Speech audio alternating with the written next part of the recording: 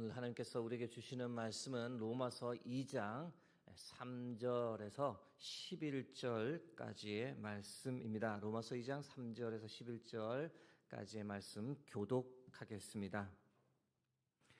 이런 일을 행하는 자를 판단하고도 같은 일을 행하는 사람아, 내가 하나님의 심판을 피할 줄로 생각하느냐?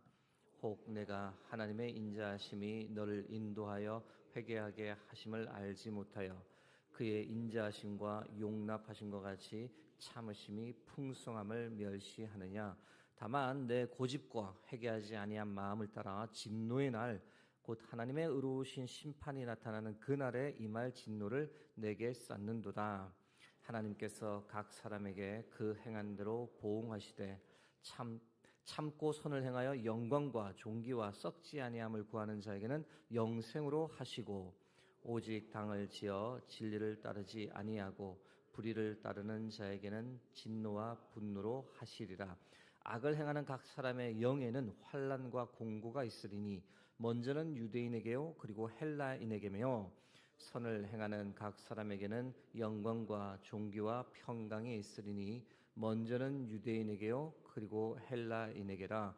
함께 마지막 절 합독하겠습니다. 이는 하나님께서 외모로 사람을 취하지 아니하심이라. 아멘.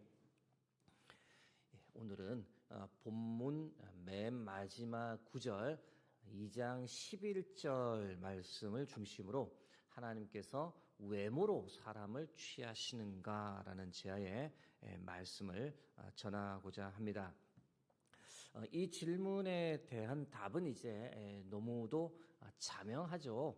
2장 11절 말씀을 보시면 그 답이 이미 나와 있는 거죠. 이는 하나님께서 외모로 사람을 취하지 아니하십니다 라고 되어 있습니다. 여러분, 하나님께서 외모로 사람을 취하지 아니하신다라는 말씀을 들을 때 자연스럽게 떠오르는 이 구약의 사건, 구약의 이야기가 있으시죠. 이 다윗과 관련된 구약 말씀인데 사무엘상 16장 7절 말씀입니다. 여호와께서 사무엘에게 이르시되 그의 용모와 키를 보지 말라. 내가 이미 그를 버렸노라. 내가 보는 것은 사람과 같지 아니하니 사람은 외모를 보거니와 나 여호와는 중심을 보느니라 하시더라. 오늘 새벽기도 말씀은 약간 번외의 말씀이다라고 미리 말씀드립니다. 계속 로마서 집밥을 먹다가 오늘은 짜장면 먹으러 잠깐 외식하러 가는 느낌이 드실 수 있습니다. 하나님은 사람의 외모를 보지 않고 그 사람의 중심을 보신다. 이 사실을 오늘은 이 새벽에는 다윗의 삶을 통해 잠깐 나누고자 합니다. 그래서 오늘은 어떻게 보면 사무엘상 16장과 17장의 말씀을 가지고 여러분께 새벽기도 말씀을 드리는 것처럼 느껴질 수 있어서 제가 번외의 말씀이다 또는 외식하는 느낌이다 라고 미리 말씀드립니다. 사무엘상 16장 여러분께서 잘 아시는 대로 배경이 이렇습니다. 하나님께서 이제 사무엘을 통해서 이스라엘 왕을 세우시려고 한 거죠. 그러면서 베들레헴에 가라. 거기에 이새라고 하는 사람이 있으니 그 아들 중에서 기름을 부어 왕으로 삼아라. 사무엘이 순종해서 베들레헴에 갔고 이새의 아들을 이렇게 보는데 처음에 누구를 보게 되느냐? 엘리압이라고 하는 아들을 보자마자 그 키, 훤칠한 키, 준수한 외모에 이 사람이구나 라고 생각을 하고 기름 부으려고 했더니 하나님께서 뭐라고요? No 라고 하셨던 거죠. 그러면서 하시는 말씀이 무엇이냐? 사무엘아, 사람은 외모를 보지만 나는 무엇을 보신다고요? 중심을 보신다는 겁니다. 이후에 다른 아들들 아비나답도 통과, 그리고 삼마라는 아들도 통과, 아들 7명 다 통과. 하나님께서 찾는 사람이 아니었던 거죠. 그 중심이 하나님의 마음에 들지 않았던 겁니다. 나중에 이들이 다 너의 아들이냐 했더니 이새가 아닙니다. 막내가 있는데 막내가 지금 양을 치는 중입니다. 결국은 양을 치던 이 다윗이 선택되었고 기름 부음을 받아 후에 왕이 되었던 거죠. 이 말씀은 다윗의 중심이 형들과 달랐다는 겁니다. 질문을 하게 됩니다. 어떻게 틀렸던 거지? 어떻게 달랐던 거지?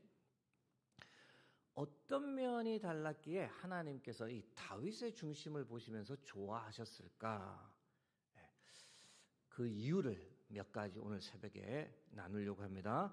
다윗의 중심이 형들과 어떻게 달랐는가? 첫 번째는 책임감이 남달랐다라고 말씀드릴 수 있습니다. 사무엘상 16장 보시면 아까 말씀드린 대로 형들 7명이 집에 와 있는 동안에 다윗이 무엇을 하였느냐? 막내는 양을 지키고 있었다라는 겁니다. 질문을 하나 하게 되죠. 아니, 형들이 왜 7이 다 있었는데 막내가 양을 지키고 있었던 거지? 추측컨대 처음에는 형들도 같이 양을 돌보고 있었을 겁니다. 그런데 아버지 이새의 호출이 이제 있었던 거죠. 자, 그 호출이 있게 되니까 하나 둘씩 쭉쭉쭉 가버리다가 결국은 막내 다윗이 이제 남게 됐는데 다윗은 왜 안 갔을까요? 누군가는 양을 지켜야 했기 때문입니다. 물론 형들이 아버지 이새가 호출하자 그걸 핑계 삼아서 쭉 빠지면서 너 막내 남아 했을 수도 있겠지만 다윗은 비록 아버지 이새의 호출이 있었지만 이 양들을 그냥 놔두고 가면 안 되기 때문에 누군가는 옆에 있어 줘야 되기 때문에 지켜 줘야 되기 때문에 갈 수가 없었던 거죠. 다윗은 남겨진 양들에게 필요한 것이 무엇인지를 너무도 잘 알았고 그 양들의 곁에 남아 두었던 겁니다. 그런데 하나님께서 오히려 그렇게 집으로 와버린 다윗의 형들 7명을 제껴두고 양을 지키기 위해 남았던 다윗을 선택하셨던 겁니다. 왜요? 그 중심이 형들과 달랐기 때문입니다.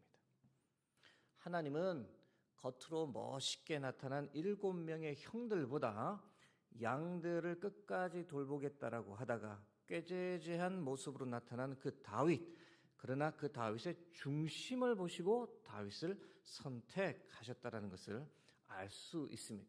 책임감, 끝까지 양들을 돌보아야 한다라고 하는 그 책임감을 가진 다윗을 하나님은 선택하셨던 거죠. 다윗의 중심이 형들과 어떻게 달랐느냐? 두 번째는 하나님을 위해서는 목숨도 아끼지 않는다라고 하는 마음이 이 다윗에게는 있었습니다. 이 내용은 바로 이어지는 사무엘상 17장을 통해서 알 수 있는데요. 사무엘상 17장에는 이 다윗과 골리앗의 유명한 싸움 장면이 나옵니다. 약 3m에 달하는 거구가 나와가지고 이스라엘 군대 전체 앞에서 이 이스라엘을 모욕하는 거죠. 아무나 나와 봐라, 내가 상대해 주겠다. 이 말만 했겠습니까? 성경에는 구체적으로 기록되어 있지 않지만 하나님의 군대를 모욕했다라고 되어 있는데 아마 하나님의 이름까지 거론하면서 굉장히 이렇게 신성 모독적인 발언을 했을 겁니다. 너의 하나님이 어디에 있느냐? 너희의 하나님도 겁쟁이냐? 그럼에도 불구하고 아무도 나서지를 못하는 거죠. 왜 그렇습니까? 두렵죠. 저 거구 골리앗이 가지고 있는 저 큰 칼 한번 휘두르면 나갔다가는 내 목이 단번에 날아갈 것 같으니 두려움이 앞서서 아무도 나서지를 못하는 겁니다. 거기에 현장에 누구도 포함되어 있느냐? 바로 이새의 첫 새아들인 엘리압, 아비아답, 삼마도 있었죠. 그들 역시 겁이 나서 감히 골리앗을 향해 나갈 수 없는 겁니다. 그런데 정말 겁도 없이 이 다윗이 골리앗을 향해 갔던 건데 여러분 어디서 이런 용기가 나왔을까요? 제가 이 다윗이 골리앗을 향해 나갔던 이것을 어떻게 표현하고 싶으냐면 의분이라고 하는 표현하고 싶다. 의분. 이 뭔가 어떤 진리가 왜곡되는 것, 불의가 이렇게 왕성한 현장에 대해서 참지 못하는 의분이라고 말씀을 드리고 싶은데, 그래서 사무엘상 17장 26절에 보면 다윗이 이렇게 얘기합니다. 이 할례 받지 않은 블레셋 사람이 누구이기에 살아계신 하나님의 군대를 모욕하겠느냐. 사무엘상 17장 45절에는 나는 만군의 여호와 이름 곧 내가 모욕하는 이스라엘 군대의 하나님의 이름으로 내게 나아가노라. 다윗은 골리앗을 향해 나갈 때 제 주관적인 판단일 수도 있지만 반드시 이 싸움을 승리한다라고 하는 믿음이 있을 수도 있지만 자칫하면 목숨을 잃을 수도 있다라고 하는 그 가능성도 염두에 두고 나갔던 거죠. 다시 말씀드려 자기의 목숨을 걸고 나가는 겁니다. 다윗의 마음에는 혹 내 목이 달아나더라도 하나님의 이름이 모욕받는 이 현장은 참지를 못하겠다는 거예요. 그래서 혹 내 목숨이 없어지더라도 내가 죽더라도 이것만은 하나님의 이름이 모욕당하는 이 현장만큼은 가만히 있어서는 안 된다라고 하는 의분이 있었다는 거죠. 하나님께서 다윗을 택한 이유가 무엇이냐? 형들 7을 제껴두고 다윗에게는 바로 이런 마음, 하나님을 위한 것이라면 목숨조차도 내놓을 수 있는 그 중심이 있었기 때문에 하나님께서 다윗을 택하셨음을 알 수 있습니다. 마지막으로 다윗의 중심이 형들과 어떻게 달랐느냐? 다윗은 하나님을 예배하는 사람이었습니다. 다윗은 시간이 허락될 때마다 하나님을 찬양하고 예배했던 사람이었다는 것을 알 수 있는데요. 사무엘상 16장 23절 말씀 읽어드립니다. 하나님께서 부리시는 악령이 사울에게 이를 때에 다윗이 수금을 들고 와서 손으로 탄즉 사울이 상쾌하여 낫고 악령이 그에게서 떠나더라. 소년 다윗이 연주하는 음악이 얼마나 이렇게 뛰어나고 은혜로운지 심지어는 악기 들린 사람도 그 찬양을 들으면서 마음에 평안함이 생기고 악기가 나갔다는 겁니다. 하늘에 평안이 임했다는 겁니다. 양치기 생활을 제가 잠깐 언급하고 싶은데 양치기가 이게 집 주위만 맴맴맴 도는 그런 것은 아닙니다. 언젠가 한번 좀 더 자세히 설명을 드릴 일이 있겠지만 양치기를 하고 양을 쭉 몰고 나가게 되면 푸른 풀밭을 찾아서 물가를 찾아서 계속 이동하지 않습니까? 그러면 집에서 몇십 킬로, 심지어는 100킬로 이상 떨어진 곳까지 쭉 막 이동을 하게 됩니다. 이동하게 되면 잠은 어떻게 해결을 할까요? 대부분 노숙을 합니다. 가장 좋은 것은 근처에 동굴이 있으면 동굴에서 먹는 것이 제일 안전하지만 동굴이 없으면 그냥 열린 공간에서 노숙을 하게 됩니다. 노숙을 하게 되면 일단 간이 양 우리를 만들고 거기에 양을 넣어두고 그 다음에 저녁을 해결하기 위해 모닥불 피우고 저녁을 먹고 나면 해가 떨어지고 캄캄해지고 아무것도 할 수 없는 거죠. 그럼 이 양치기들이 무엇을 하느냐? 주로 모닥불 주위에 모여 앉아서 이런저런 대화를 나누거나 노래를 흥얼거립니다.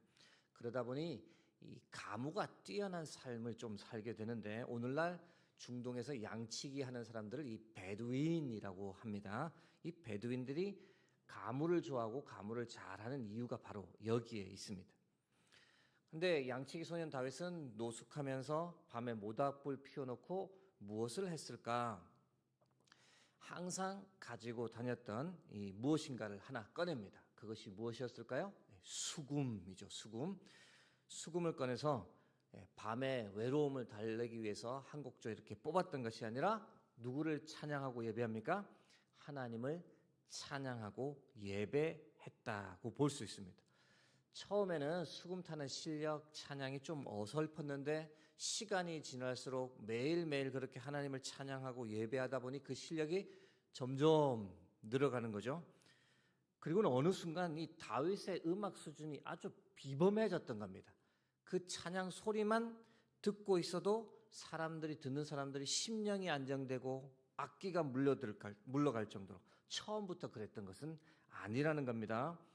또한 작사 작곡을 하는 수준이 얼마나 뛰어났는지 여러분이 아시는 대로 많은 곡들이 남겨져서 지금까지 시편으로 우리에게 전해져 오는 겁니다.